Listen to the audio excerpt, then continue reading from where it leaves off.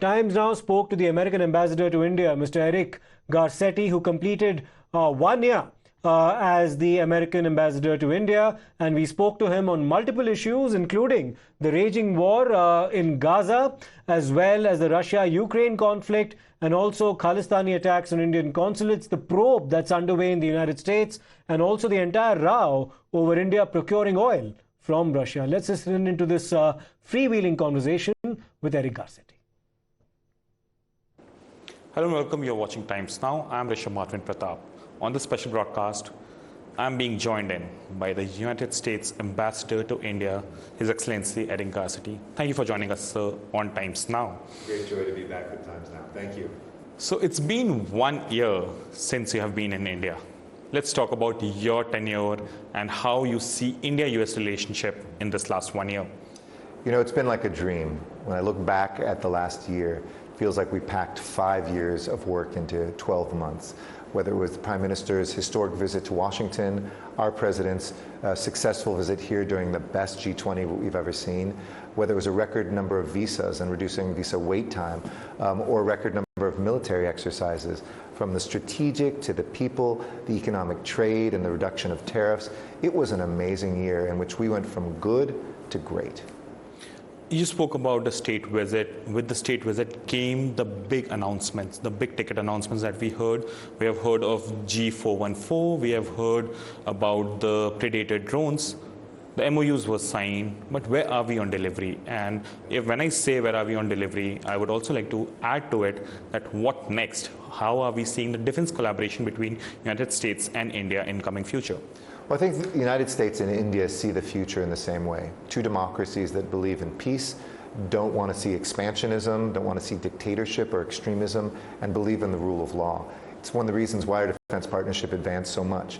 And the Predator drones, the 414 engines are absolutely on track.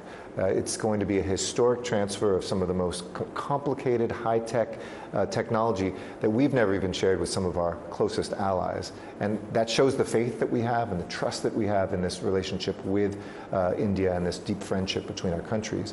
But I think there's so much more to do, whether it's interoperability and the record number of exercises, so that we know in times of emergency or, God forbid, war, how to operate together, whether it's shared threats and sharing information, which we're doing at an unprecedented level with common threats.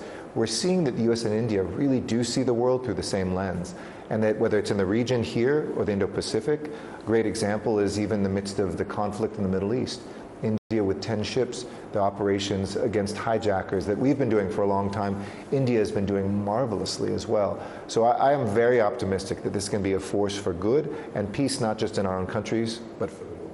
So when we say India-US relationship, we have been talking about from the seabeds to the sky. This is what Antony Blinken said. And now in last 1 year, we have seen real highs in India-US relationship, but there have been roadblocks. I'm talking about the whole alleged plot to kill Panun case, where US believe that India is involved. India says that we have a higher level committee. What's the situation like right now? And if I may add to it, there have been a lot of chatter about Five Eyes sharing the intelligence when it comes to Canada's accusations, or for that matter, your allegations. What do you know about it, and where are we standing? And are you comfortable and at a place where you believe that India is doing what US expected to do? Well, look, we do appreciate the Commission of Inquiry. This is something that we have said, if alleged, is unacceptable on our soil. And at the same time, I won't comment. You know, Canada and the United States are two distinct places. There's an independent criminal investigation on the Canada case that I'm not privy to. And the United States case, obviously, we need to protect the independence of any court case. But I will say this, the United States and India has never collaborated more closely when it comes to law enforcement. Whether it was the attacks on the consulates in San Francisco and the investigations, we take very seriously the safety and security of Indian diplomats in America.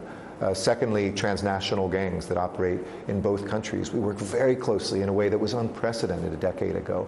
And so even in some of the difficult moments, I always say, if this is like a marriage that we suddenly have, there's fights that happen in a marriage. How you manage those fights is as important as the day you say, I do.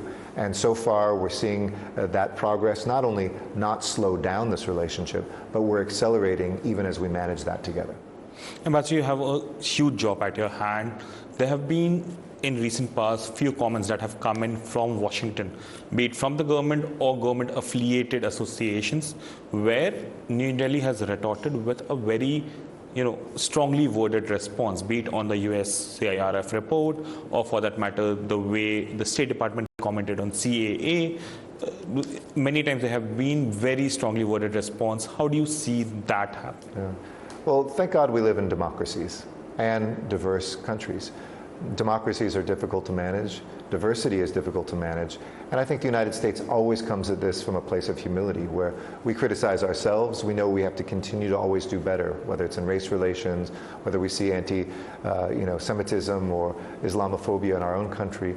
And it's just one of our values that we hold that is important for everyone around the world to feel like they belong, and to make sure that whether it's government-sponsored or just private, that we all keep an eye together on those things that would discriminate against anybody based on religion, based on their ethnicity, their culture, or language. But I also think that the United States and India are working together on human rights when it comes to women's empowerment, when it comes to the rights of sexual minorities, transgendered folks, when it looks at the way that we look at things like hunger and climate. These are basic human rights that we work together every single day. And so while at times there might be friction, sometimes India will respond to those forcefully, we don't take that personally.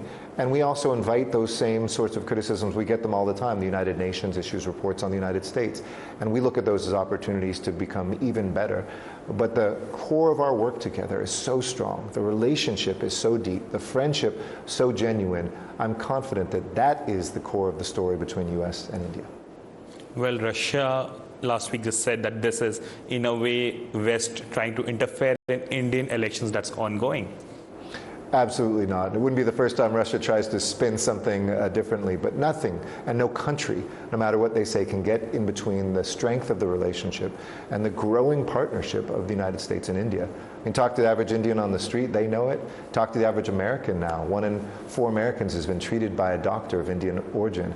We have 1.4 million Indians who have come to the United States and now are leading Fortune 500 companies, some of the most important global companies in the world. So we know what that warmth is. Nobody's interfering in people's elections. What we are saying is we have principles together as democracies and as diverse populations that I think we share those values together.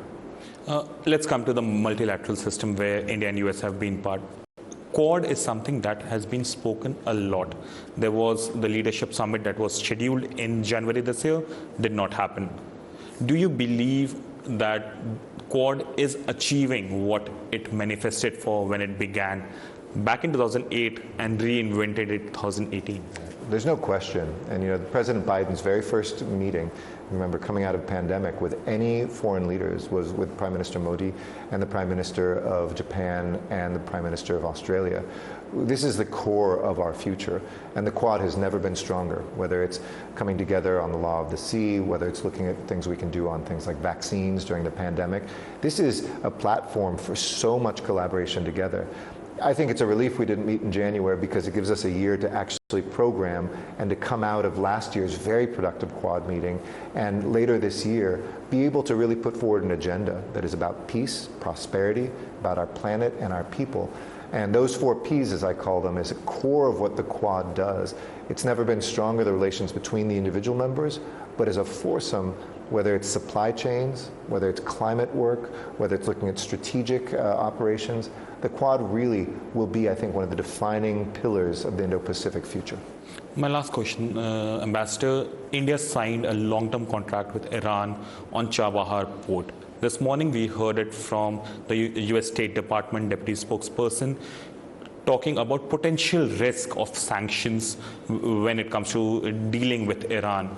If you can tell us what exactly it means. Is it a warning in a way to Indian entities or India as a whole of potential sanctions?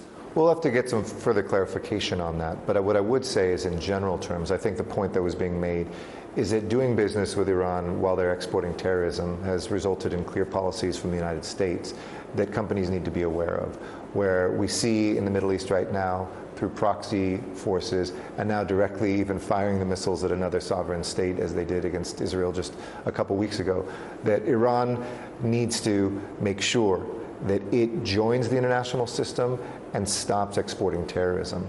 And folks that do business with Iran in general need to be aware of those risks and challenges, even as we clarify specifically for the port. Thank you, Ambassador. We are completely out of time, but thank you for joining us on Times Now. You heard it here, Indo-US relationship from the seabed to the sky, everything discussed with the Ambassador, His Excellency Eric Garcetti, who was on Times Now speaking to us. Thank you. Thank you.